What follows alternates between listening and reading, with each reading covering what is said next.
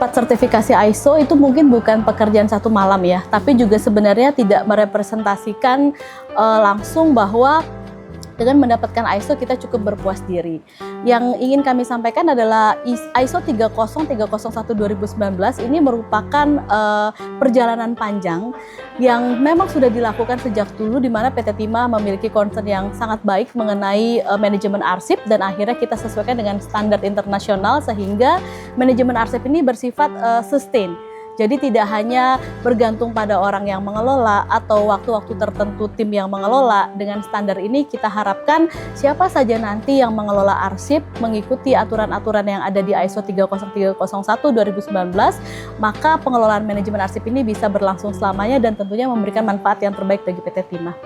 Kalau kita bicara manajemen arsip, tidak semua orang memberikan perhatian yang khusus ya tentang hal ini. Maka ketika akhirnya PT Timah mendapatkan ISO 30301 2019, itu pasti ada tim yang hebat dan kuat di belakangnya ya, yang tidak henti-hentinya percaya bahwa pengelolaan sistem arsip itu lebih dari sekedar manajemen dokumen gitu ya. Sehingga patut diakui bahwa dengan tim yang benar-benar konsisten melakukan pekerjaannya dan terus up to date dengan standar yang ada, maka kita bisa mendapatkan ISO 30301 2019 ini. Sebagai perusahaan yang memang berada dalam monitor OJK, karena PT Timah Tbk itu adalah perusahaan terbuka, kemudian juga merupakan salah satu anggota Holding Mind ID BUMN, tentu saja mendapatkan standar manajemen arsip ini merupakan suatu kebanggaan dan menjadi bentuk komitmen manajemen untuk terus mempertahankan seluruh proses pekerjaan supaya dapat tertata dengan baik, dan utamanya adalah menjaga keberlangsungan pengetahuan, dokumen, informasi melalui tata kelola yang baik di ISO 30301 2019 ini. Harapannya ISO ini menjadi ownership dari setiap unit kerja, bukan hanya unit kerja yang mengelola ISO tentang kearsipan.